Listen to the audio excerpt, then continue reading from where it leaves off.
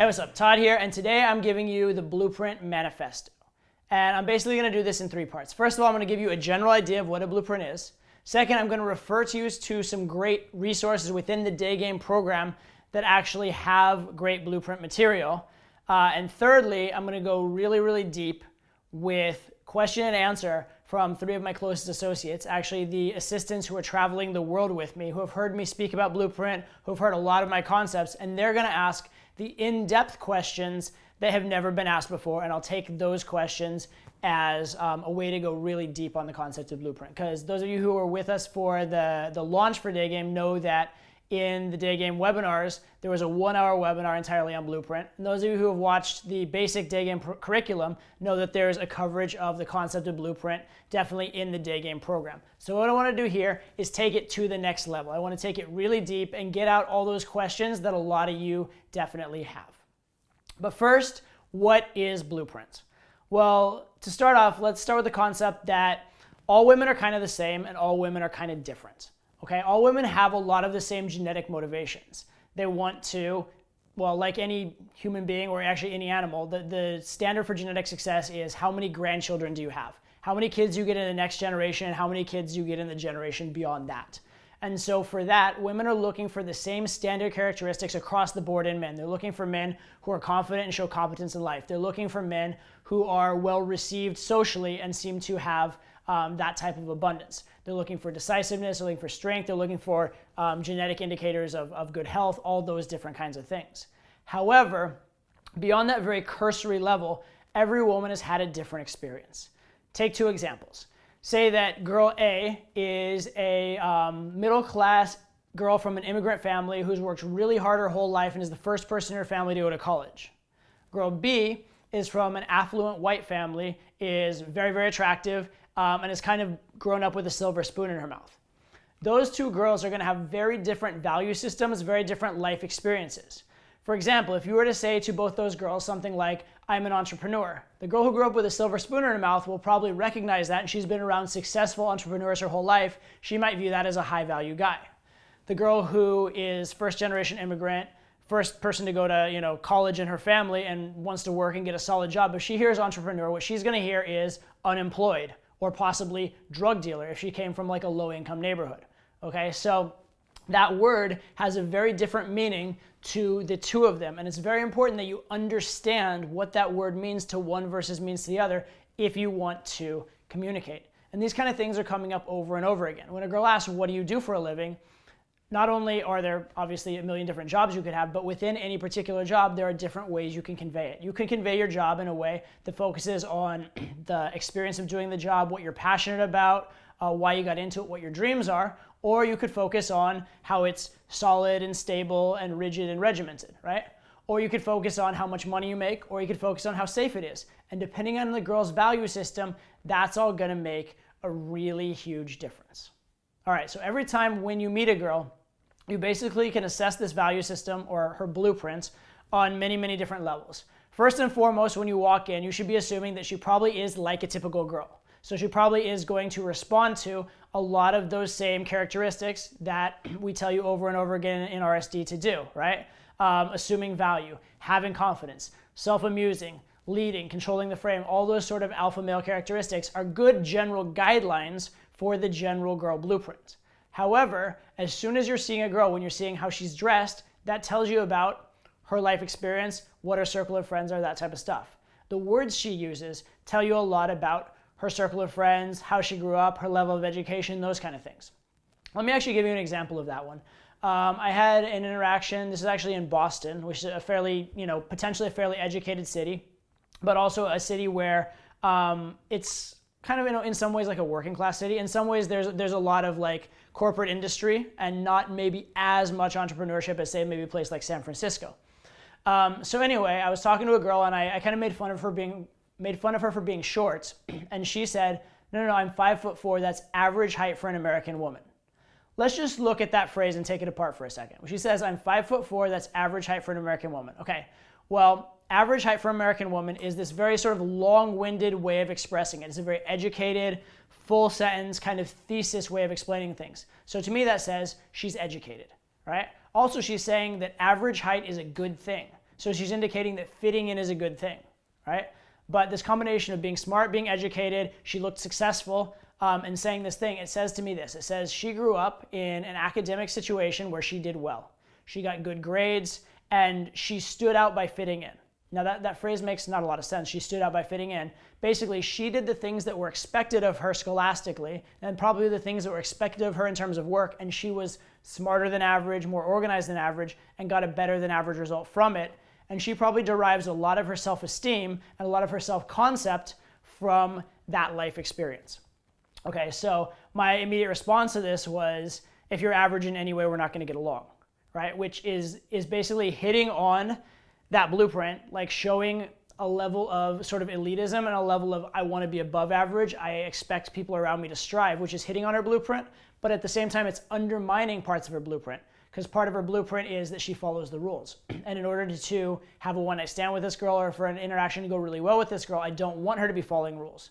So in that context, I understood her blueprint, I communicated with her in a way which was related to her blueprint, and then I also started moving her blueprints or changing her understanding of the situation based on that blueprint in such a way that would be useful to me. And those are really the steps to understanding the blueprint, okay? So again, going back to developing or discovering the girl's blueprint, first you assume she's just like a typical girl. Then you take whatever cues you're given by the situation, her carriage, her look, her demeanor, etc. And then finally, the third level you're going to go to is what she actually says, her tone of voice, the way she interacts with you.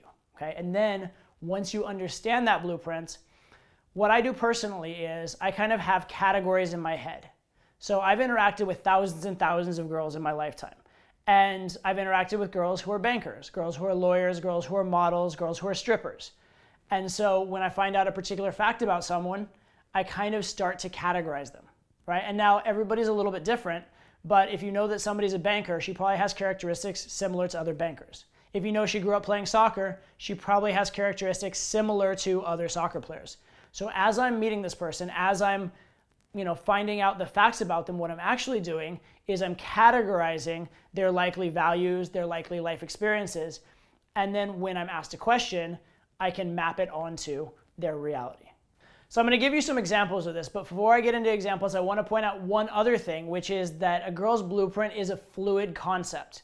So a girl who is very uptight and very business oriented when she's at home doing her job might act very differently when she's at Vegas partying or when she's at Burning Man. So understand that's part of the blueprint as well, is that there's the inherent blueprint of the girl, but then there's also the situational blueprint. So I'll give you a couple quick, obvious examples.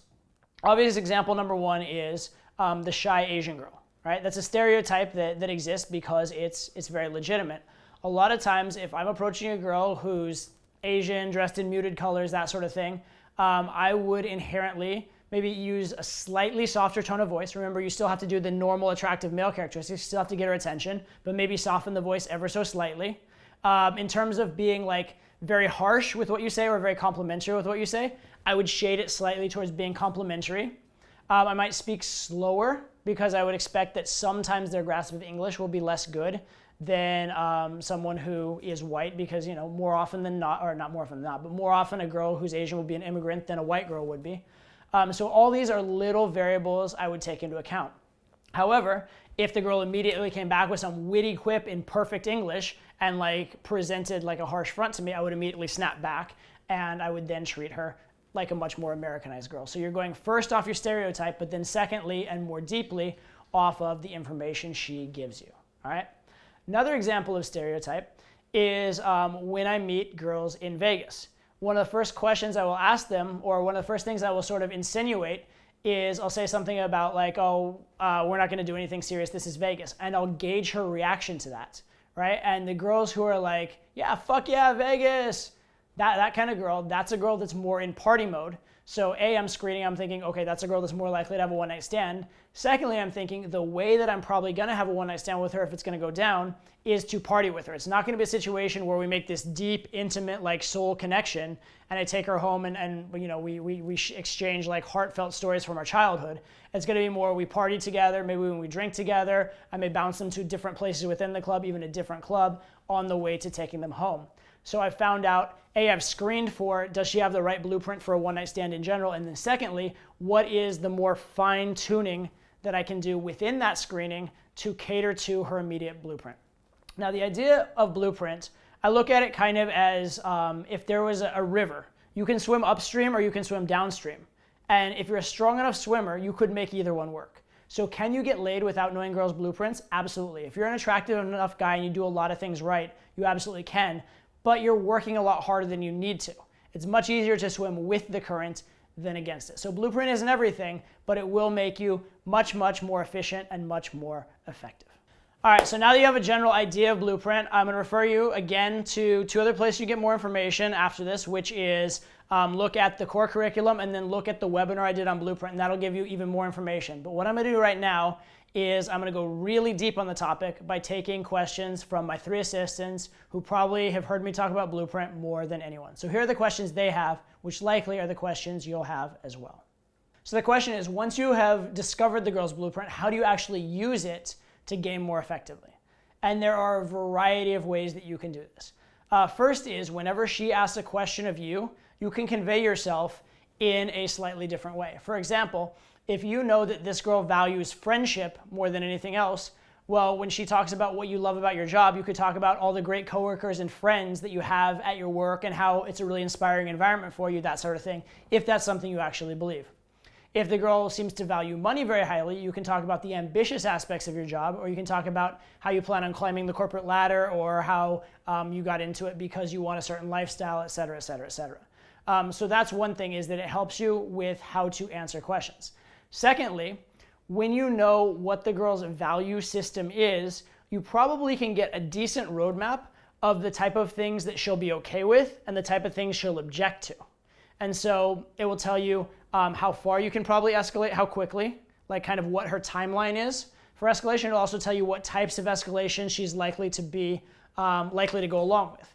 It will also tell you certain words that very much might be like trigger words for her to get very angry, and certain words that might be trigger words for her to view you as part of her crew. A good example of this last one actually is I did a model in LA for a while, and she hated these particular types of auditions she would call cattle calls. And a cattle call basically is where they get like 1,000 women that all fit like the same description to all line up, take a couple photos, and maybe cast for this thing. And as a woman who generally views herself as very attractive, when she sees a room full of girls that all fit her exact same description, are all basically equally hot to her, it made her feel very sort of unattractive and very unspecial.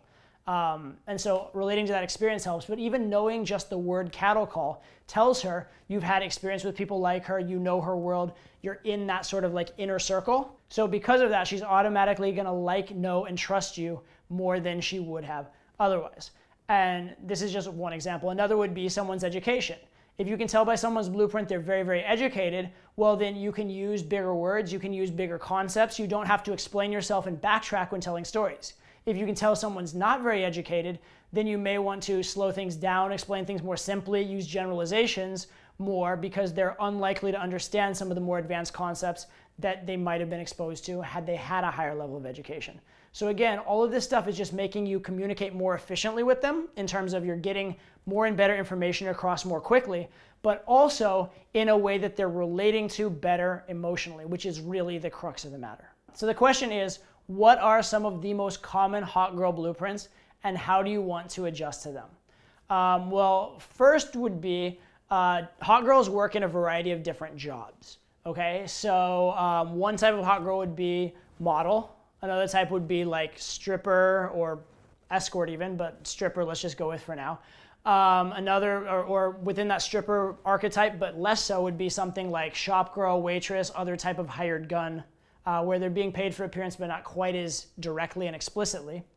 And then another one, which is maybe a very opposite one, would be the girl who considers herself like a serious career girl, a serious, she has a serious job, and she maybe like had opportunities to do some of those other things, but she explicitly didn't want to do those things. And so she's kind of actively working against that. Those would be a few different archetypes off the top of my head.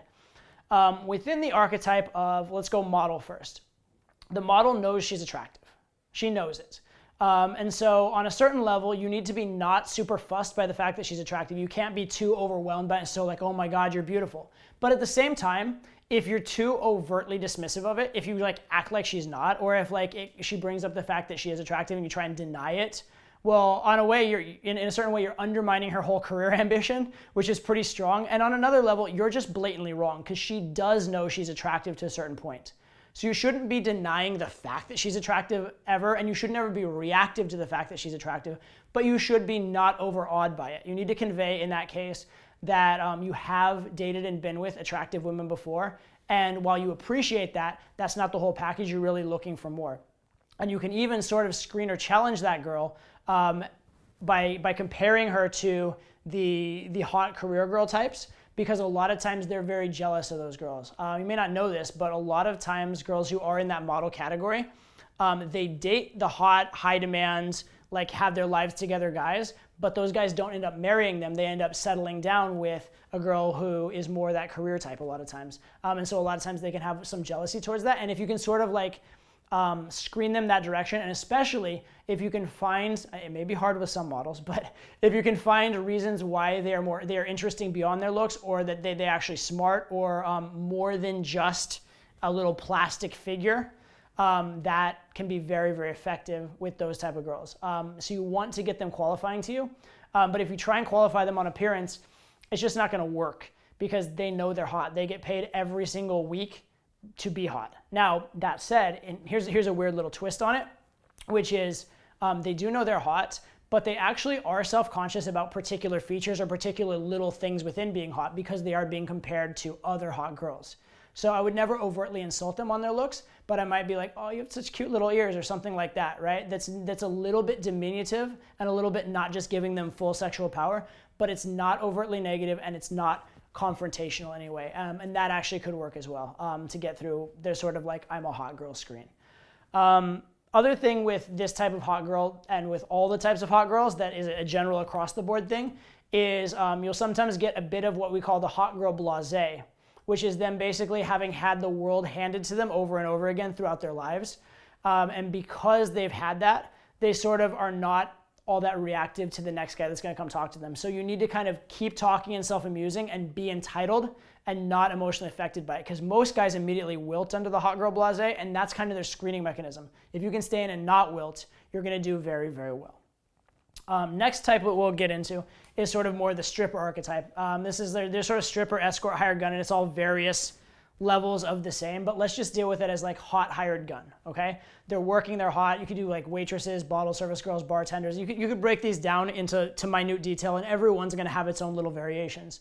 But if we look at the overall category, okay, these are girls who again know they're hot, and they are explicitly using their looks as a way to make money, very explicitly, and very, a model also uses her looks to make money, but she's not being paid necessarily by the person that's right in her face every moment of the day. The stripper or the cocktail waitress, they're being paid or tipped by the person that's right there. And so there is this very direct exchange of money for looks, or in the case of an escort, like money for sex. And so what you want to do here is you want to avoid the frame of just being the next customer. Okay, you need to set yourself apart or stand out in a particular way. One, because they're getting hit on by customers over and over, and when you're put in that category, they'll just immediately kind of like blank to you and just categorize you as that instead of looking at you as an individual. So you want to avoid that for that reason. Secondly, a lot of these girls have explicit rules for themselves that they won't date any customers. They won't date anyone they meet while they're working, just because they do get hit on so much during work. They'll be judged for it. Possibly there'll be consequences for them if they do date people in that context.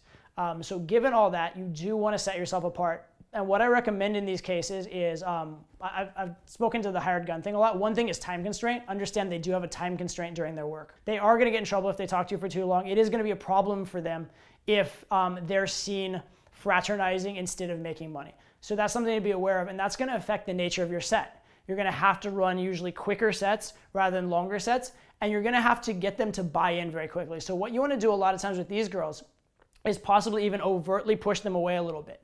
Disqualify more than you normally would. And the fact of the matter is some of these girls are in super professional mode, and if you disqualify, they'll just be done.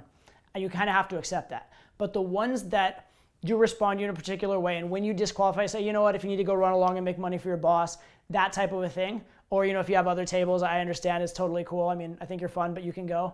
And they're like, no, I'll stay for a minute. Or no, I'm my own boss. When they've made that overt commitment to you, that's the type of qualification and stepping up that you want. So you want to reward that, and then you want to probably close quickly, and then you're probably going to have to follow up via the phone in a lot of cases, unless you have some kind of specific way or means where you're able to see them later or able to continue with them. But that's a kind of a different context where the frame of their job becomes part of their blueprint. You need to get past the frame of their job in order to be treated like a normal human being. And ideally, if you can frame it really properly, you may even be able to be treated in a high value way. Another part of the blueprint of dealing with hired guns, by the way, is that a lot of times you don't have to approach them, they will approach you. So you can use that to your advantage as well, particularly with like waitresses. If you have a hot girl as a waitress, she's gonna have to come back a few times during the meal. She has to come back to greet you, to take your order, to bring your food, and to bring the check. So you're gonna have probably 4 discrete interactions with her. So you can kind of like build the interaction over those 4 little interludes. So that's another part of that one. Lastly, if you deal with the hot career girl. The hot career girl, I would treat more like a normal girl than I would these others. But the hot career girl probably has had her ass kissed her entire life from everyone always. She's probably been doted on by her teachers. She's probably been doted on by guys. She probably is more high on herself than just about any girl. And so on one hand, you need to bust through that frame and just let her know that you're on that same level as her, or at least it's an interaction among equals. But at the same time, it can be a very difficult frame to deal with. So this is a girl that you may need to kind of work a slower game with. Okay, you may need to sort of chip away at it little by little through subtle frame control rather than overt blatant frame control. Because if you try something really blatant, that can be perceived as confrontational, and also because she's likely to have inherently either natively high self-esteem, or she's been doted on and given so much positive feedback throughout her life. If you give a really harsh negative, she might be like, oh, fuck you, I don't need you anyway. But if you can do sort of like push-pull when you're doing negative statements, or if you can frame things as very positive and then just include within it little qualifiers and get her to qualify in order to get the compliment, that's a great way to get her into your frame and get her falling for you and falling along the...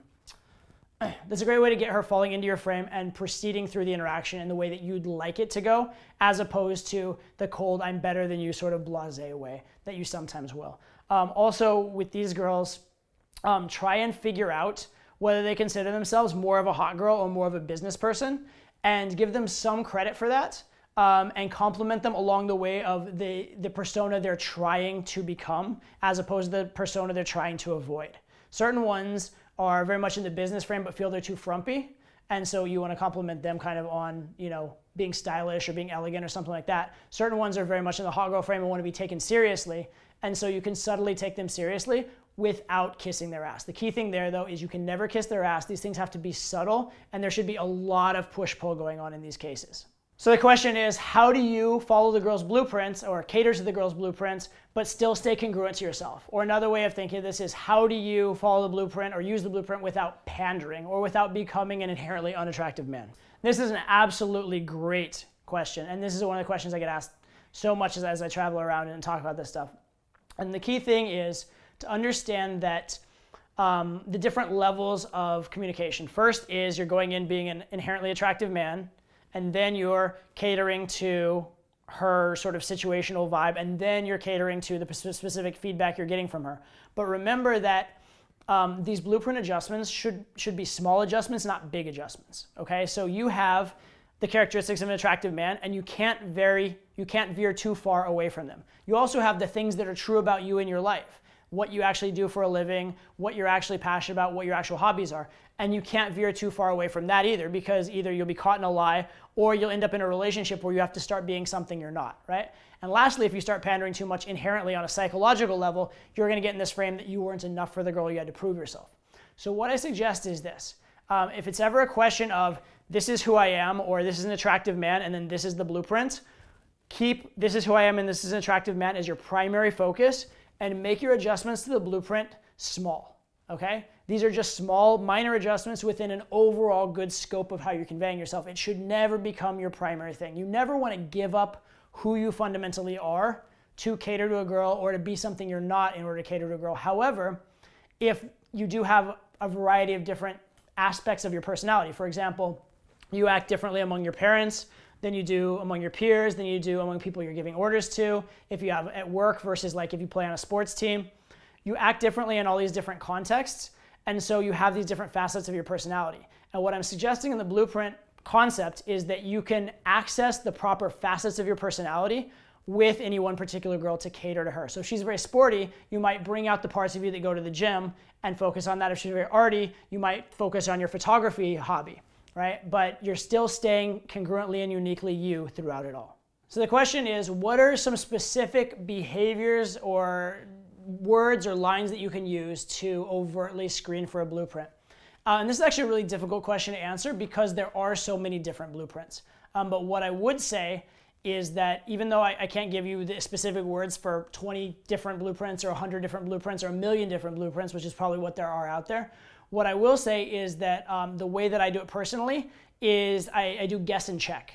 Okay, so what I do is when I look at a girl, I'm assessing what her likely blueprint is, and then I know within that there's a few sub-blueprints that it might be. So for example, if I see the sporty girl, I see a girl like, wearing sports stuff. It could be that she works out because she wants to be hot. It could be because she's very competitive and she likes playing sports. It could be because she likes the social aspect of the gym.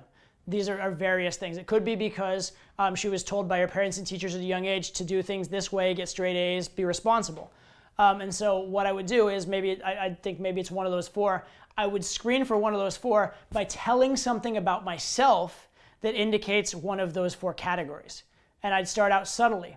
And as I'm speaking on that, I'll notice her reaction. I'll look her in the eyes and maybe even speak slowly. And if she seems to light up and respond very positively, I'll know that's maybe one. But then say that I was going the hardcore athlete one and be like, you know what? I played soccer since I was like this big and I actually want to be a professional soccer player. And I see her sort of shut down. I go, but the funny thing is like nowadays, I just go to the gym because like I want to be fit and look good. And I think that's kind of funny in a way, but in another way, I kind of almost respect it. And I see her light up. I'm like, okay, cool. She's the girl that's in the gym because she wants to look good. She's there for social feedback. Now I found out more about her blueprint. So what I would suggest is take a guess based on the information available to you what her blueprint is, lead in a particular direction, and see if she follows. The other thing I will tell you with respect to this is when you are leading, there are some blueprints that you want to know about and certain ones you almost don't want to know about.